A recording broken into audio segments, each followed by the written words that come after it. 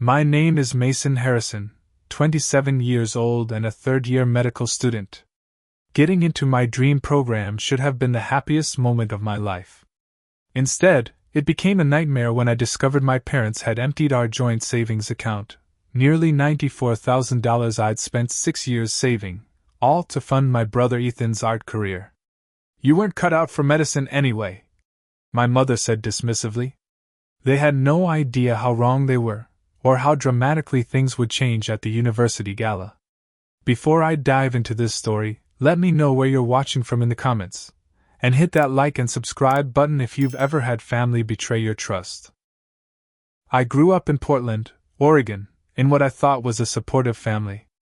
My parents, Richard and Diana Harrison, were well respected in our community, Dad as an accountant and Mom as an elementary school principal. They always pushed me to excel academically, setting the bar incredibly high from early childhood. Maybe that's why medicine appealed to me. It was the ultimate academic challenge. My fascination with medicine began when I was 8 years old.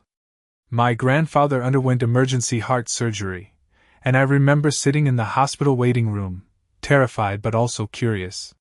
When the surgeon came out to explain the procedure to my family, I was captivated. The way he described rerouting arteries and repairing damaged tissue sounded like magic to me. After that, while other kids collected baseball cards, I collected medical journals from my pediatrician's discard pile. In high school, I was the definition of a model student. While friends went to parties and football games, I volunteered at the local hospital and took extra AP science classes. My parents seemed proud then, displaying my academic awards prominently and bragging about my accomplishments to their friends. But looking back, there were early signs of what would come. My younger brother Ethan was different from me in every way. While I was methodical and driven, Ethan was spontaneous and creative. He started painting at 12 and quickly showed genuine talent. My parents' eyes would light up differently when they looked at his artwork, a spark of wonder that my straight has never seemed to generate. "Ethan has a gift," my mother would say. "It comes naturally to him." The implication, though never stated directly, was that my achievements came from grinding effort rather than natural ability. Still, I never felt jealous of Ethan. We were just different, and I thought there was room for both of us to succeed in our chosen paths.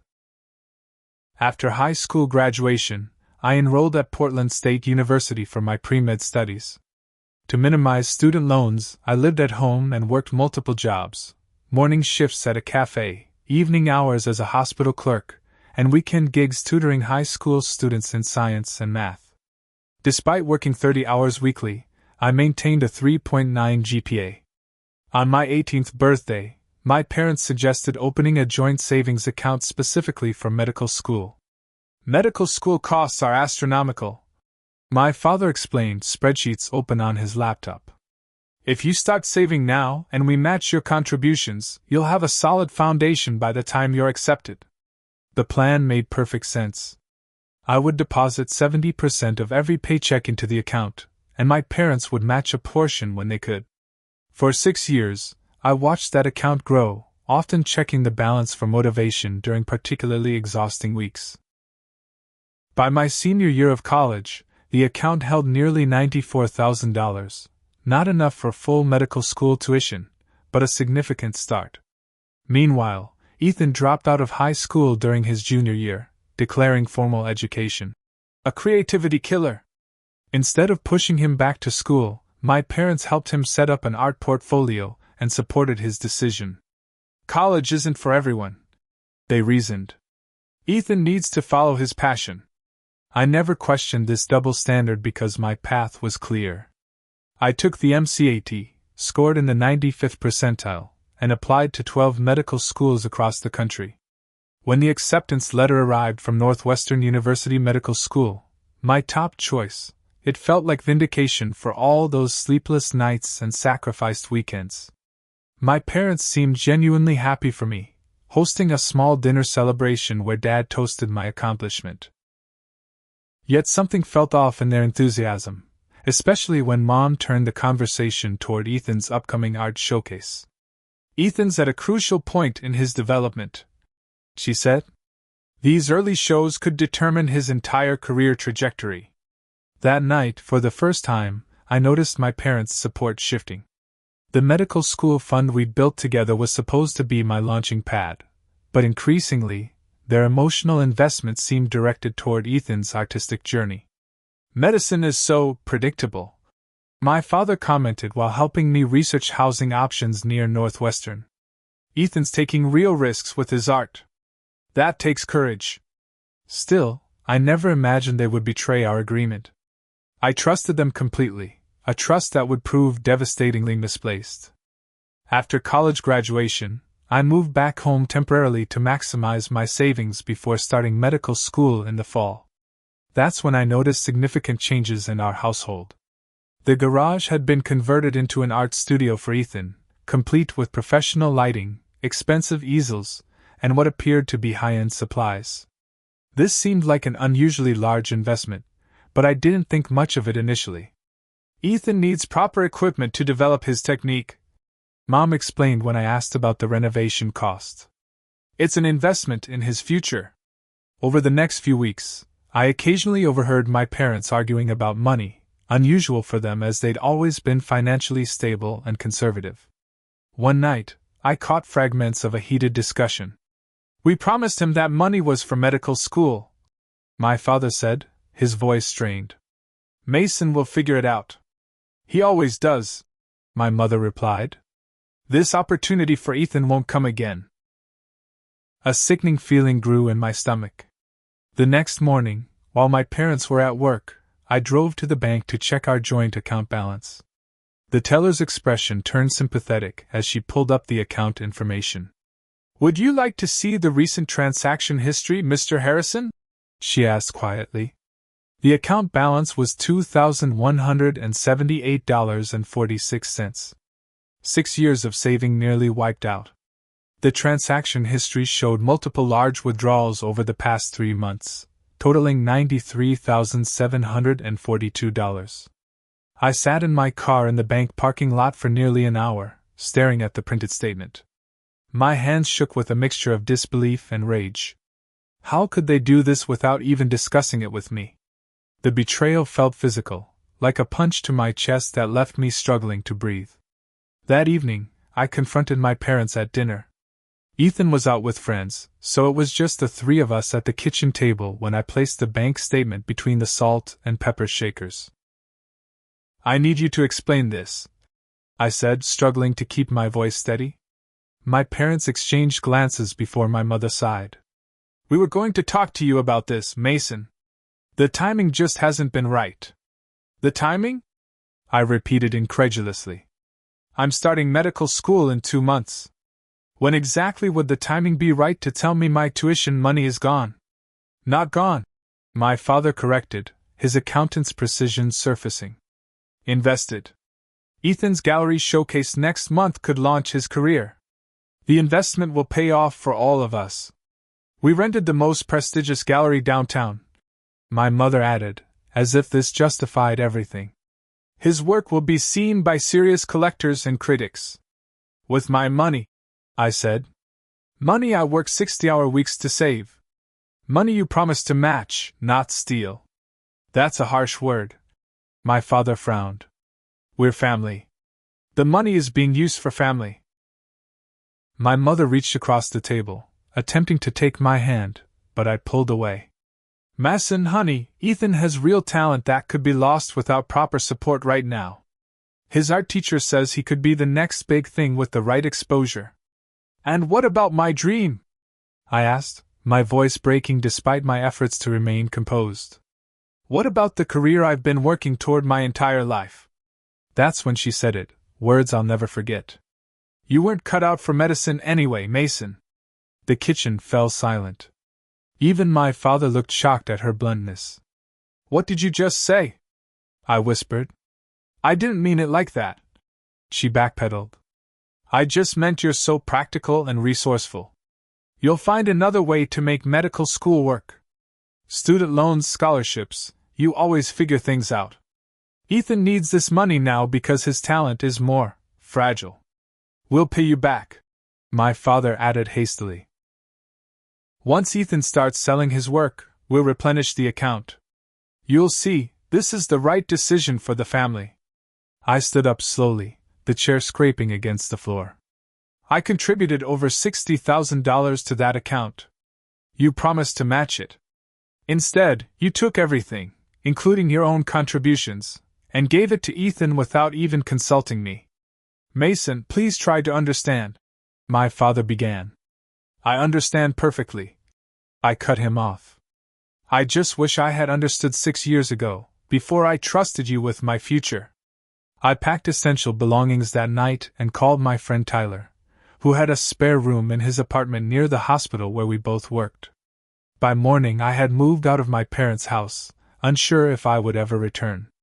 The worst part wasn't even losing the money, it was realizing that my parents didn't believe in me.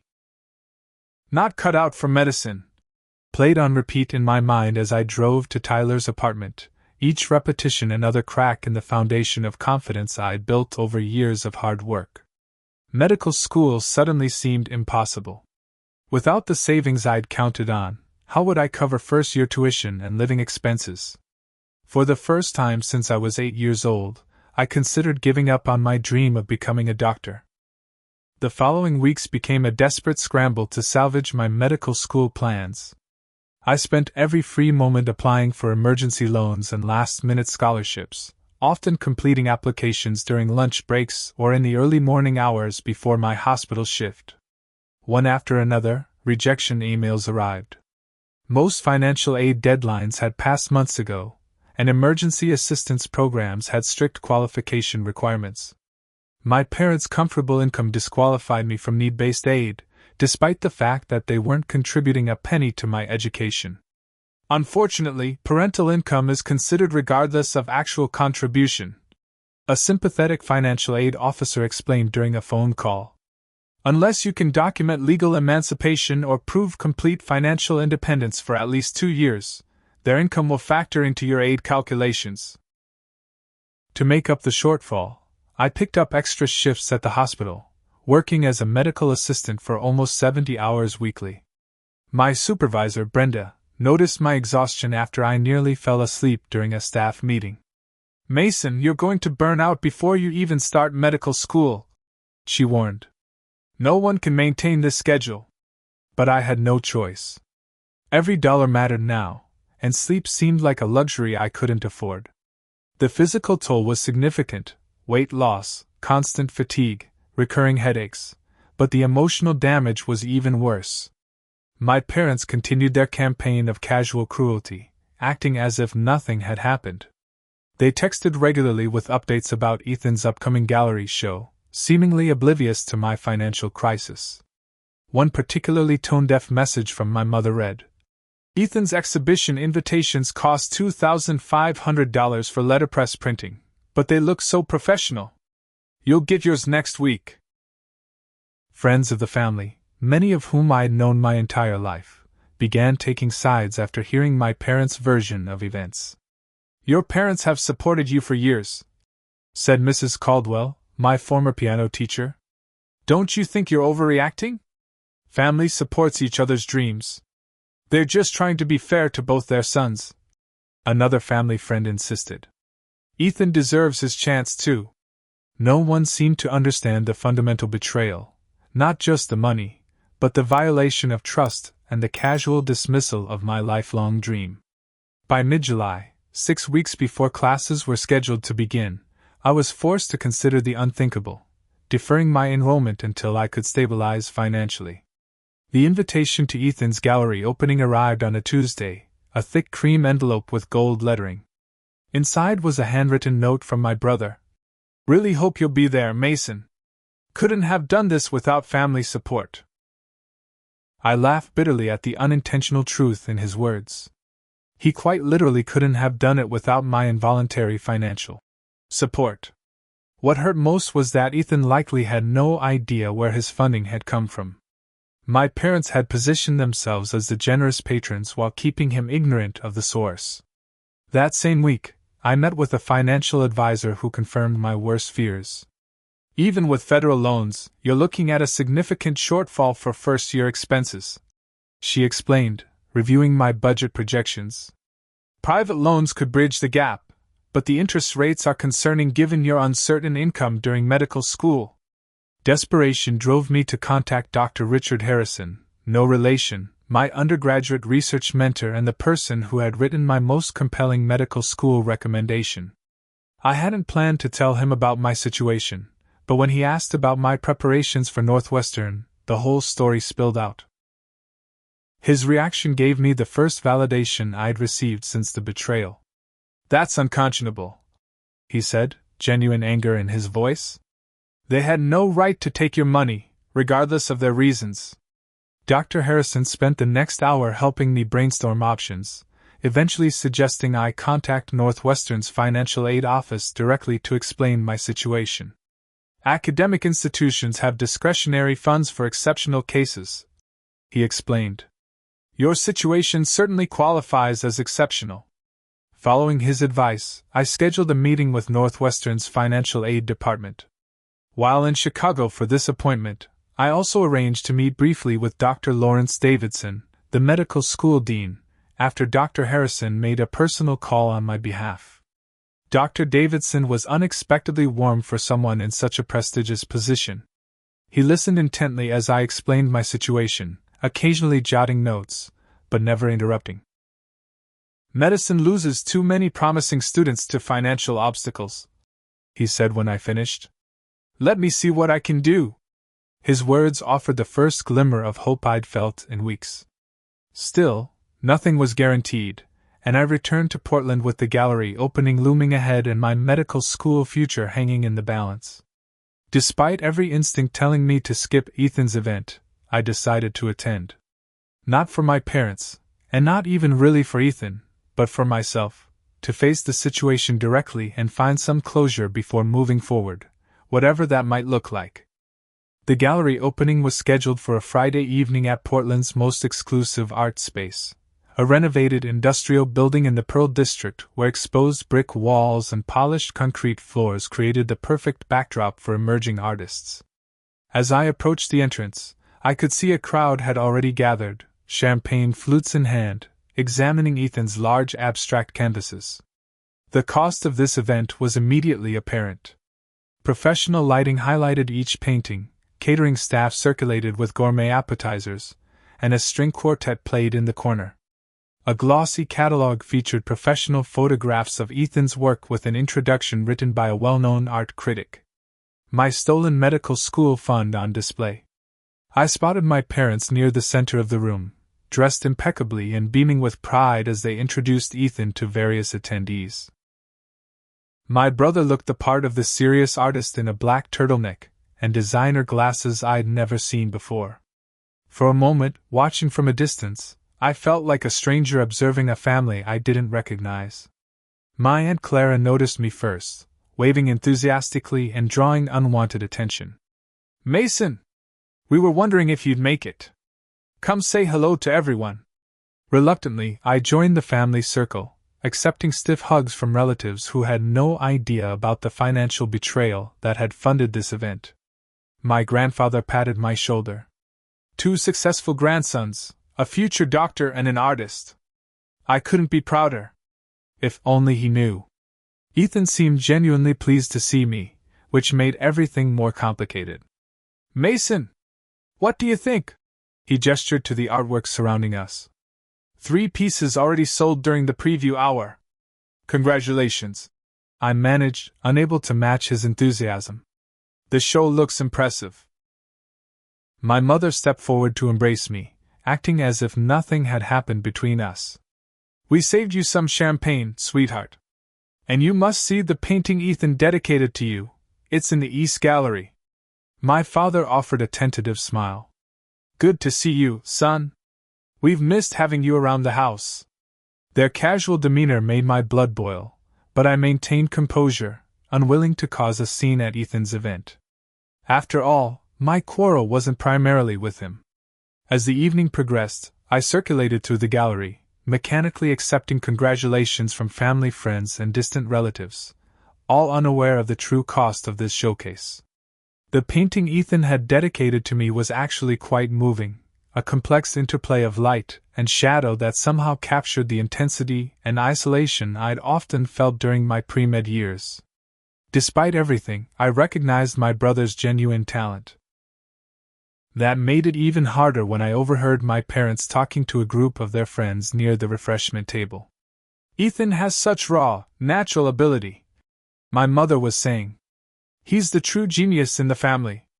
Mason is brilliant in his own way," my father added. "But it's all so technical. Ethan creates from the soul." I froze, champagne flowed halfway to my lips, as my mother continued. "Mason's too practical for his own good. We always worried medicine was the wrong path for him, too rigid, too demanding. This gallery opening is proof we made the right decision to invest in Ethan's future instead. Mason will adapt." My father agreed. "He always does. And honestly, maybe this is the universe's way of steering him toward a more suitable career." The casual cruelty of their words struck me like physical blows. They hadn't just stolen my money. They'd never believed in me at all. 6 years of sacrifice, of working myself to exhaustion while maintaining academic excellence, meant nothing to them. I was simply the practical son, the one who would figure it out, while they poured everything into Ethan's more exciting potential. Something broke inside me. I set down my champagne glass and walked directly to where they stood. "Excuse me," I said to their friends, my voice unnaturally calm. "I need to speak with my parents for a moment." My mother's smile faltered at my expression. "Mason, is everything all right?" "No, everything is not all right," I replied, keeping my voice low but intense. "I just heard you tell your friends that you never believed in my abilities or my dream. That explains how you justified stealing nearly $94,000 from me."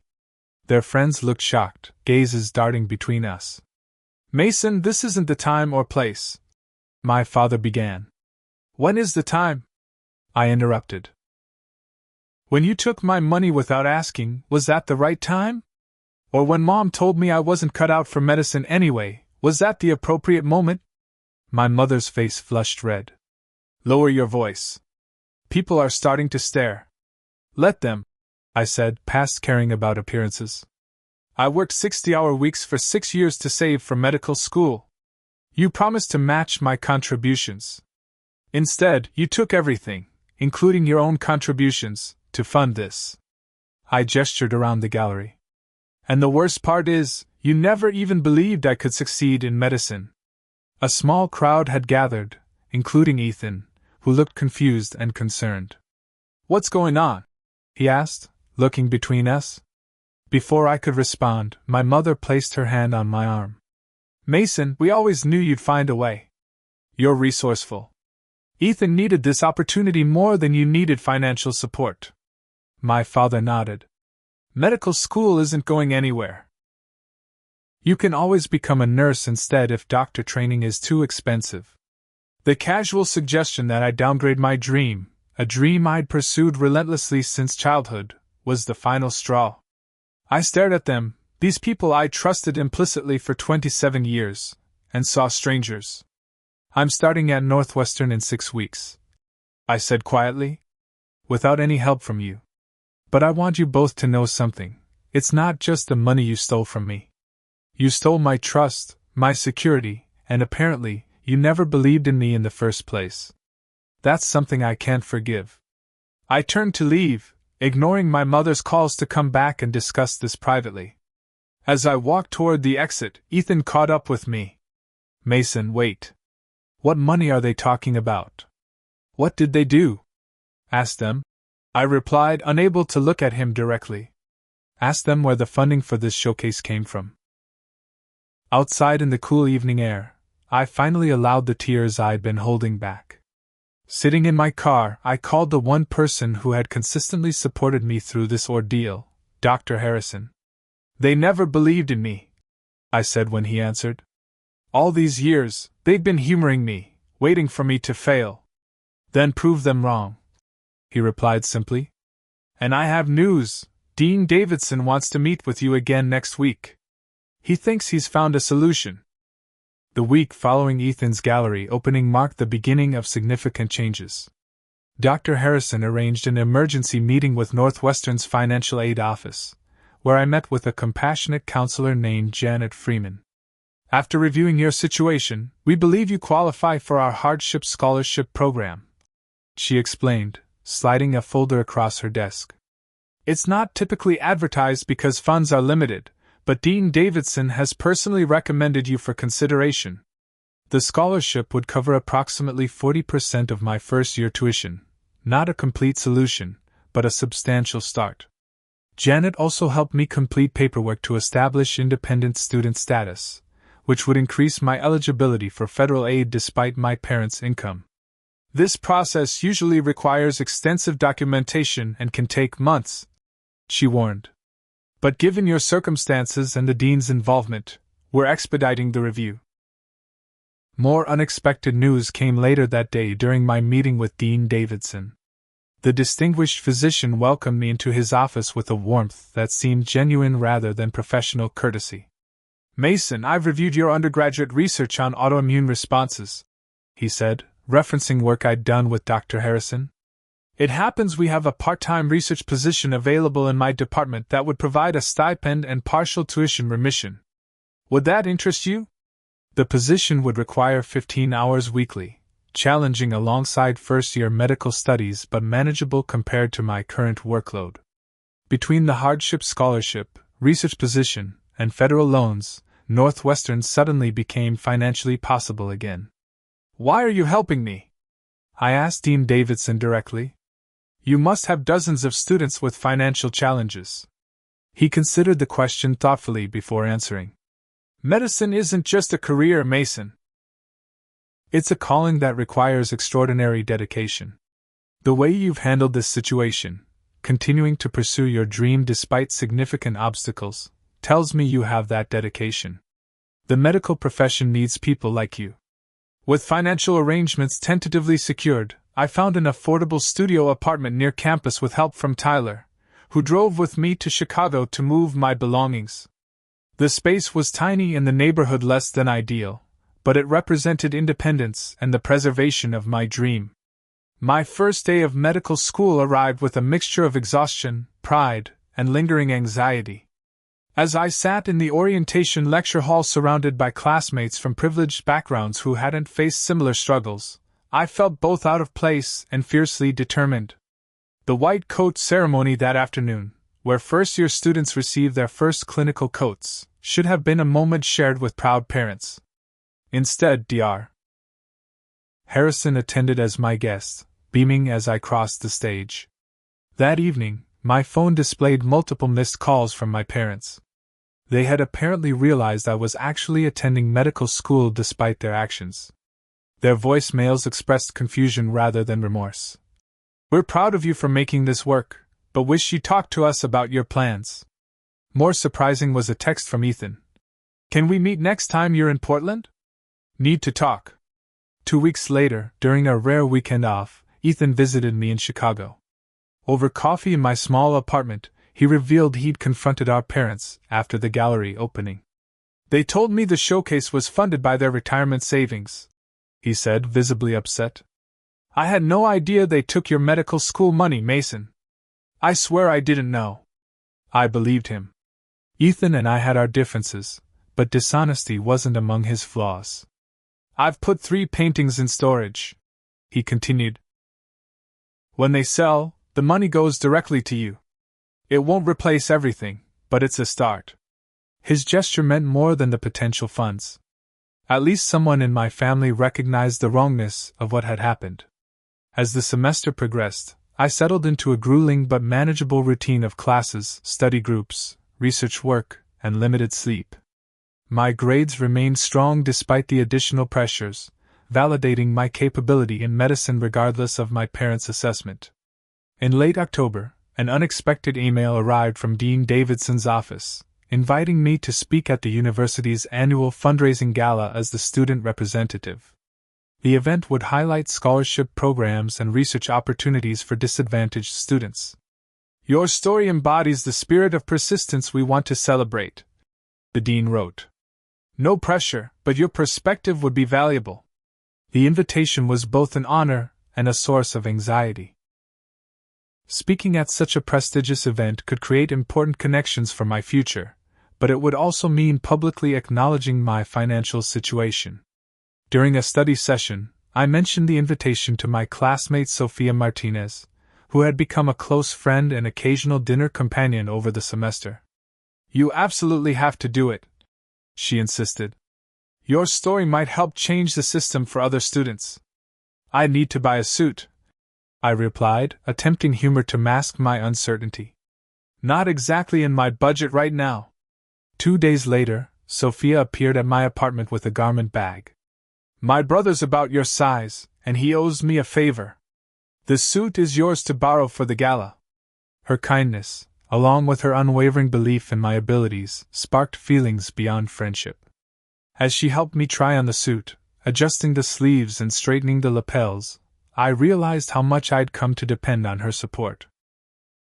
The final shock came a week before the gala, when Dean Davidson mentioned casually that my parents had RSVP'd to the event after learning I would be speaking. "They requested seats at the general admission table," he said. "I wanted to check if that's acceptable to you." My parents had somehow discovered my role in the upcoming gala, likely through family connections or alumni networks. Their attendance would complicate an already stressful evening, but refusing might create unnecessary drama. "It's fine," I told the dean, though my churning stomach suggested otherwise. "They're welcome to attend." That night, I drafted and redrafted my speech, uncertain how to address my journey without seeming bitter or vindictive, especially with my parents in the audience. Sophia reviewed my final version, offering thoughtful suggestions while providing the emotional support I desperately needed. "Just tell your truth," she advised. "That's powerful enough." The University Medical Center ballroom had been transformed for the annual gala, with crystal chandeliers casting warm light over elegantly set tables. Distinguished faculty members in formal attire mingled with wealthy donors and alumni, creating an atmosphere of refined celebration. Sophia accompanied me, stunning in a simple black dress that made my borrowed suit look perfectly intentional rather than a financial necessity. I spotted my parents immediately, my father in a new tuxedo and my mother in an emerald evening gown, speaking animatedly with a group of guests. Ethan stood beside them, looking uncomfortable in formal wear but supportive with his presence. They hadn't seen me yet, giving me a moment to compose myself before the inevitable encounter. "They look so confident," I murmured to Sophia. "Like they belong here celebrating my achievement rather than undermining it." She squeezed my hand reassuringly. "Remember why you're here. This is your moment, not theirs." Dean Davidson intercepted us before my parents noticed our arrival. "Mason, excellent timing. I'd like to introduce you to Dr. Eleanor Williams, head of our scholarship committee." The next 20 minutes passed in a blur of introductions to faculty members and donors, each conversation reinforcing that I belonged in this academic community regardless of my background or family situation. Throughout these interactions, I remained acutely aware of my parents gradually working their way toward us. Finally, the moment could no longer be avoided. My mother approached with an expression of practiced joy, arms outstretched as if nothing had happened between us. "Mason, darling! We're so proud of you!" she exclaimed, embracing me stiffly. "When we heard you'd be speaking tonight, we simply had to attend." My father shook my hand formally. "You're looking well, son. Medical school agrees with you. We always believed in you," my mother added, loud enough for nearby guests to hear. The audacity of her revision of history was breathtaking. I introduced Sophia without acknowledging their claims, maintaining professional composure despite the anger simmering beneath the surface. Before conversation could progress further, an announcement indicated dinner would begin shortly, and we moved to our assigned tables, thankfully separated by the width of the ballroom. Throughout the meal, I rehearsed my speech mentally while picking at the elaborate dinner I was too nervous to enjoy. Sophia occasionally touched my arm, anchoring me to the present when my thoughts threatened to spiral. After dessert, Dean Davidson approached the podium for the evening's program. He spoke eloquently about the medical school's mission, recent achievements, and the critical importance of making medical education accessible to qualified students regardless of financial background. Tonight, he continued, we're announcing a new initiative, the Resilience Scholarship Program for students who demonstrate extraordinary commitment to medicine despite significant personal or financial obstacles. The dean paused, his gaze finding me in the audience. This program was inspired by a current first-year student whose journey to Northwestern exemplifies the very persistence and dedication we seek to foster in all our future physicians. Please welcome Mason Harrison to share his perspective. Applause filled the ballroom as I made my way to the podium, heart pounding but resolve firm. As I adjusted the microphone, I caught sight of my parents' expectant faces in the audience. They appeared genuinely proud, as if they had supported my journey rather than nearly derailing it. Thank you, Dean Davidson, I began, my voice steadier than expected. Medicine has been my calling since I was 8 years old, watching in awe as a surgeon saved my grandfather's life.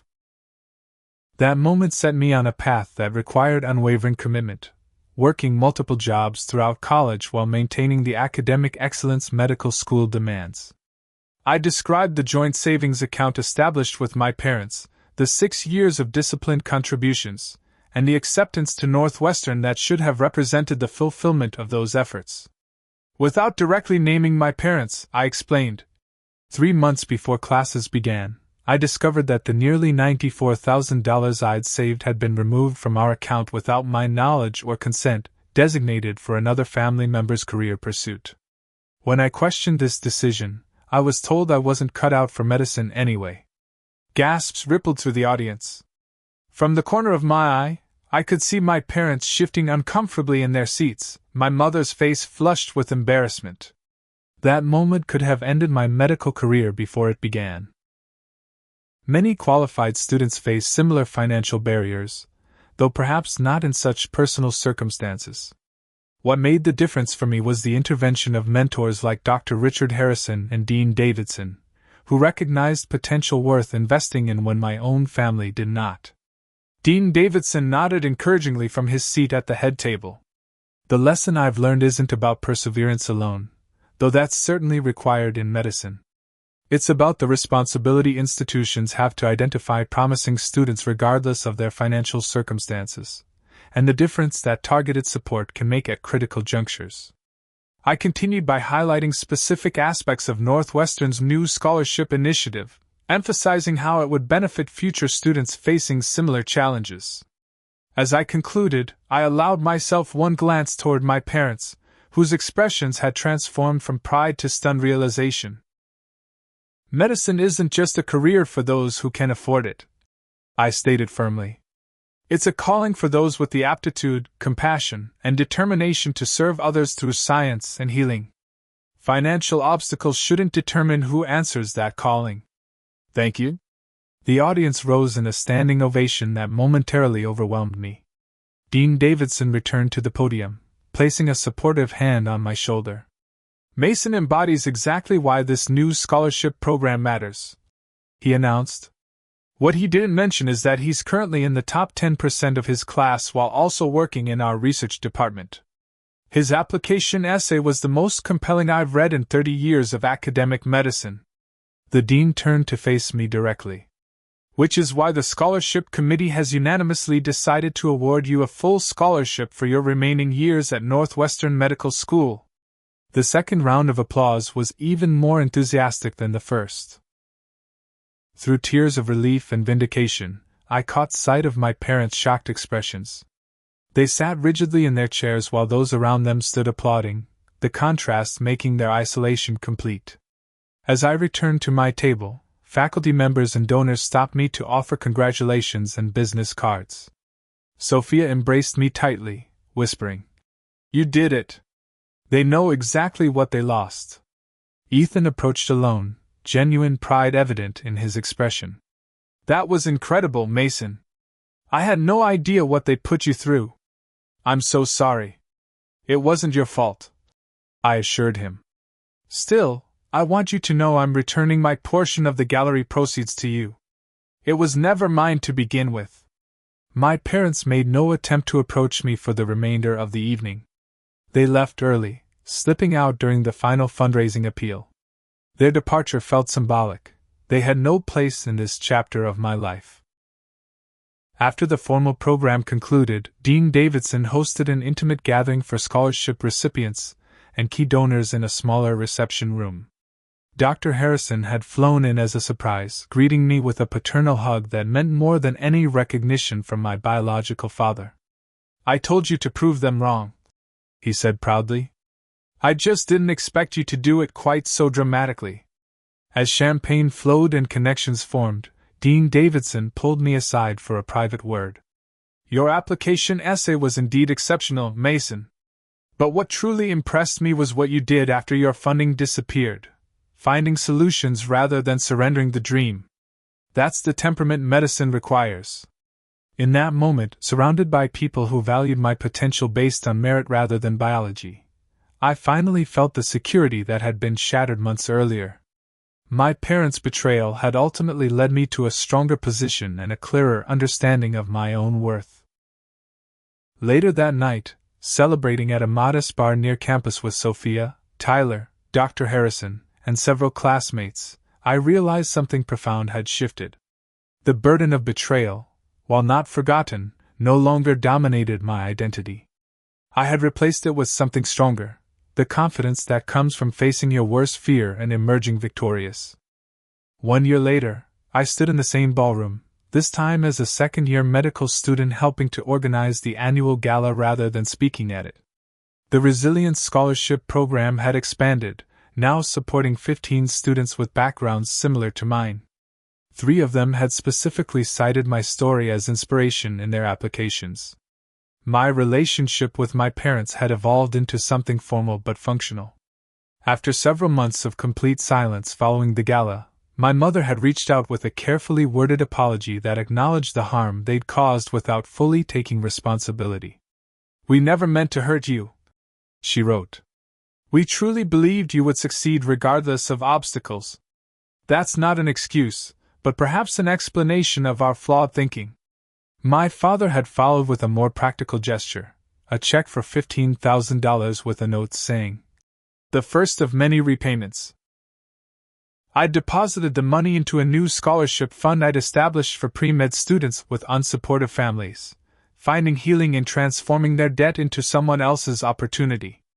Ethan had surprised everyone by stepping away from the art scene my parents had so eagerly pushed him toward. After the gallery showcase, he'd enrolled in community college courses, discovering a genuine interest in architectural design that combined his artistic talent with practical application. Our relationship had strengthened through his genuine remorse and commitment to making amends. I sold 3 more paintings. He told me during a recent phone call, "The money's being transferred to your scholarship fund tomorrow. You don't need to keep doing that."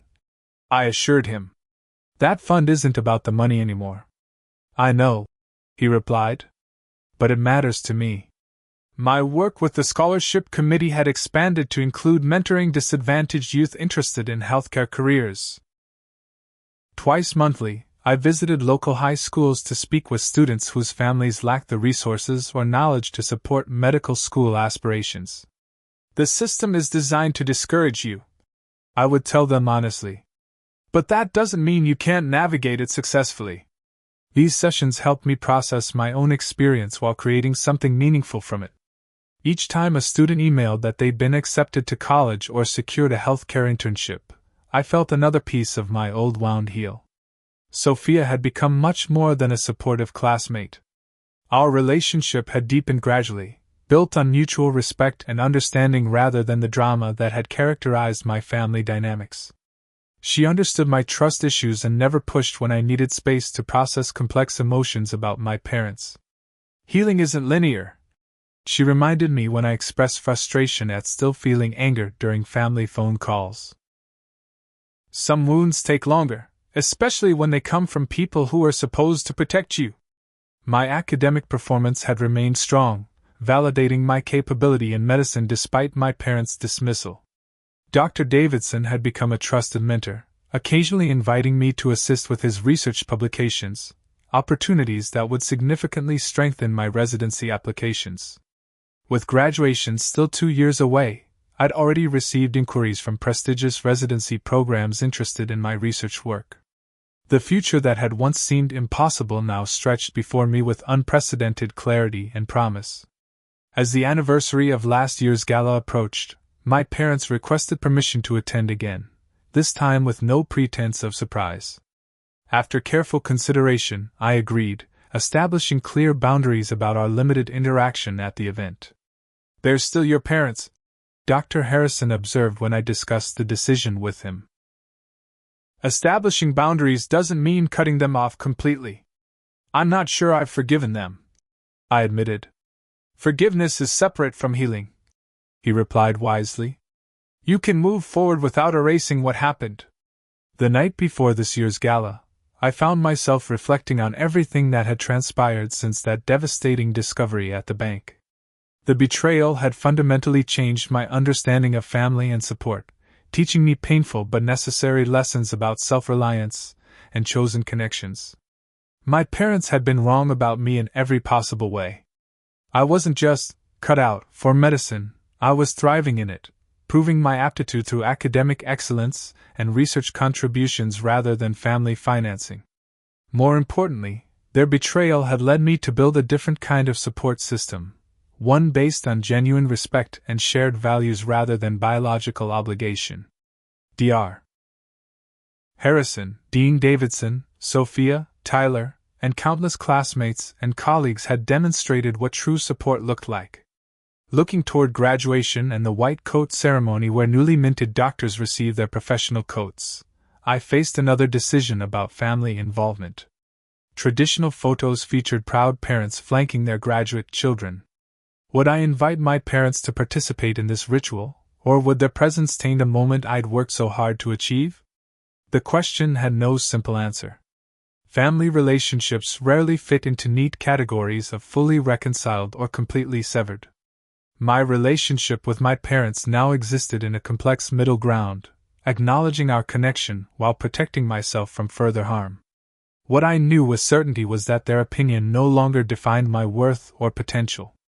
The scholarship recipients I mentored often asked how I maintained confidence despite family obstacles. "Your value isn't determined by those who should have recognized it first," I would tell them. "It's revealed through your persistence when those people fail you." That truth had become my foundation, one much stronger than the false security of the joint account that had betrayed me. Whatever relationship evolved with my parents moving forward, it would be on my terms, with boundaries that protected the confidence I'd fought so hard to rebuild. As I prepare to welcome this year's scholarship recipients at tomorrow's gala, I'm reminded of how dramatically life can change in a single year. From financial devastation to full scholarship, from family betrayal to chosen community, from crippling self-doubt to validated confidence, the journey has transformed more than just my bank account. Have you ever had family members underestimate your potential or actively undermine your dreams? How did you respond to that lack of support? I'd love to hear your experiences in the comments below. If my story resonated with you, please hit that like button and consider subscribing to the channel for more personal journeys of overcoming obstacles. Remember, sometimes the people who should believe in you the most are the ones who see your potential least clearly. Thank you for listening to my story, and I wish you strength in pursuing your own dreams, regardless of who supports them.